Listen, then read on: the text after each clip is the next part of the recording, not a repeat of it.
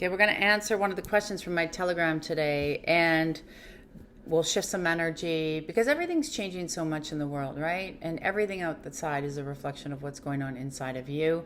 And that's what I'm here to help teach you. If you want to join my Telegram, the link's below so you can learn more, ask your questions, and have them answered here.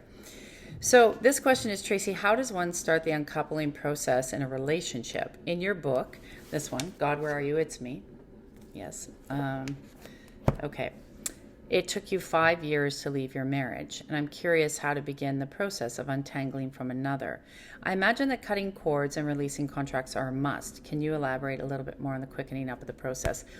Yeah, so in my book, I talked a lot about when my daughter was born that I actually knew. I knew at that time that I needed to leave my marriage. I did call my marriage off 5 times before I got married, so I already knew it was kind of there. But it takes a long time, right? There's feelings, emotions, there's things that are going on.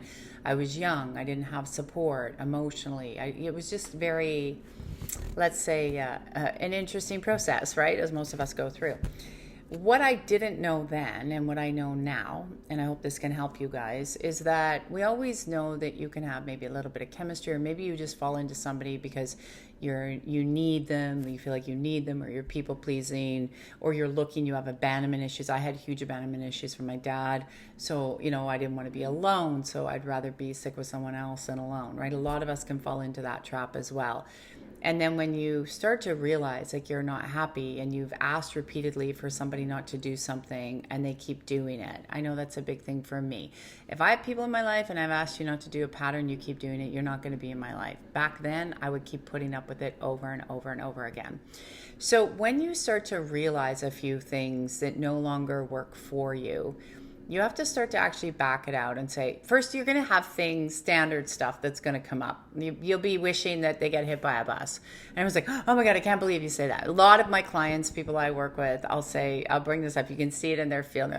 Oh my God, I didn't want to know that. How did you know that? And I said, well, you can see it in your field because you've already checked out. But the pain of uncoupling the energy becomes so overwhelming. So a lot of people think that that's an easy way out, and it's not the easy way out, right? We're here to learn. We're here to understand why have we shut down? Why have we shut down emotionally? A lot of times what will happen with relationships, they come together, there's chemistry, but they're not compatible. And you need to be compatible with your friends, your lovers, and compatibility is, are we here because we want to help each other grow, or are we here because we have selfish reasons? And again, most people get together because there's a need. There's something they're trying to fit in, or it's like, oh my God, we got to get married, I got to have babies, or whatever that might be, right? So when we start to look at that energy and we realize we're not in the right space, whether it's a friend or a lover, the first thing you do want to do is start to cut the cords with that person. So what is cording? Cording and imprints. Cording and imprints. So cording and imprints are, especially if you're romantically involved, as soon as you have sex with somebody, so once you're going to start imprinting. So their energy field will mold with yours. And then it can be a little bit more difficult to see the red flags or see what's going on, because now you've imprinted. So now you're carrying each other's energy. So you can also look at it as soul fragments. So you take pieces of them into you. They take pieces of you into them. How they handle that, move that around, everybody does it a little bit differently. So one of the things I always say is like, I always command the Christ of light within. I command the Christ of light within. I command the Christ of light within, which is a male-female energy. A lot of people don't understand this, okay? You command that through to ground you, to center you, and then just release, let go. So one of the things I like to do is release, let go. But what you want to do, and what I teach a lot, is return. So I always say, thank you, God. You'd say universe or divine, but you want to return the soul fragments back to them that's theirs. So you want to give everything out of your body, thank you, God, to them, and bring back and command to bring back what's yours. Everything is energy. And we're not taught this in school because, you'll better your life, right? Like, let's keep you disconnected and thinking, not feeling. And so you want to first return the soul fragments. But then what you want to do is start to look at, okay, I always say, what do you require? Like, what is it that you require in your life? So I wouldn't come from it from a, that negative space. It's like, okay, I actually love you enough to let you go.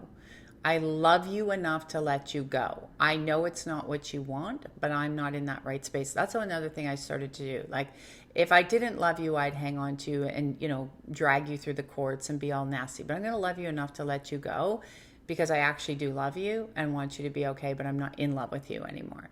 So what you have to do too is then you want to look at yourself to increase. So people say, well, that sounds easy, but harder to do. And it is. So you need to increase your energy to continue to move through, because when you're uncoupling from something, it can be stressful. It can be overwhelming, because you have a lot of tears that happen because you're removing the imprints. The imprints of them is leaving you. Then you also have to understand all the things you talked about are no longer going to happen. So you have to move the timeline. You have to collapse the timeline, because now you've put it out into the universe as a possible manifestation. Example, well, when we retire, we're going to travel the world. Well, now you're not going to retire together anymore because something's changed. So you're not traveling the world, but the body's energy is like, well, wait a minute, aren't we going to travel the world? There's still timelines that get created in your field that your body looks for. So you have to collapse the timelines and remove the timelines out of your field. This is where I would start, and it helps you move faster. The other route that you want to look at, and the root cause, is what was the reason of getting in this space? So it wasn't the right person. It was the right person at that time, but you have grown. So you want to look at the energy that drew you there. So if you were a people pleaser, you want to start to go back to the root as to why you were the people pleaser, why you're now leaving that pattern, and remove the root cause out of the body. So there's a lot of introspective work that you want to do when you're pulling away from something, and understand that a lot of people you pull away with probably don't have the awareness or understanding. If you're here, you're doing the work, you're going within, you're like, okay, I've attracted this, what's happening, or I've just grown. It's simple that when you grow, right, when one person's here and then the other's here, you're just not talking that same language. I've met people like that. They're wonderful, nice people, but they don't want to grow and change or shift. They just kind of want to stay in this, world's okay. Well, that won't work for somebody that wants to continue to grow and advance who they are in this world and really make the world a better place and be happy for you. So you also want to ground yourself into what your new reality you feel will be.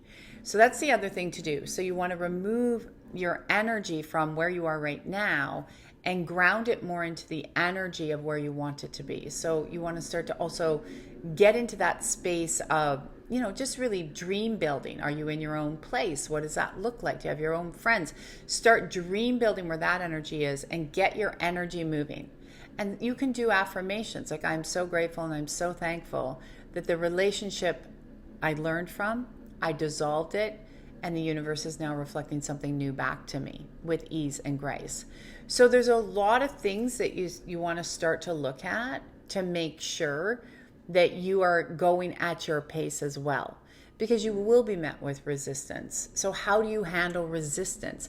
A lot of people are afraid to have difficult conversations. You want to figure out why you're afraid to have the difficult conversation, and then shift the energy so you can understand that it's about you. Bottom line, you got to live with you no matter what. You're never going to escape you until you die out of this avatar. So you need to be comfortable and surrounded by the people you really feel good with.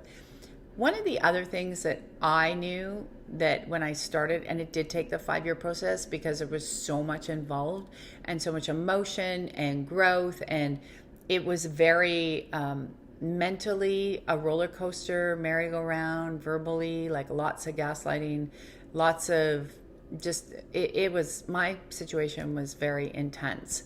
And I do talk about it in the book, God, Where Are You? It's Me. And at this point, when you're getting stronger, you may find your process takes a little longer.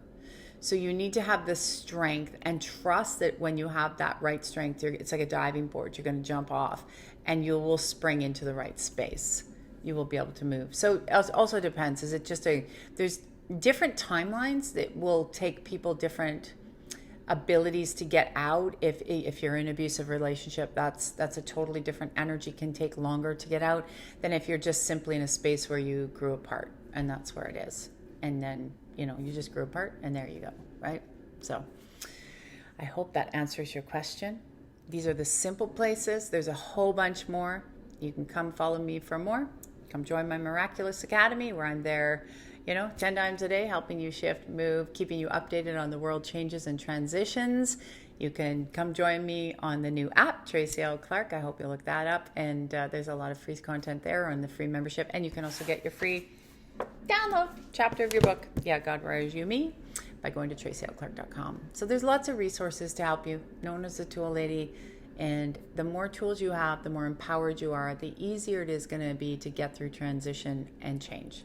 All right, comment below, click the like, share, subscribe, and we'll see you again.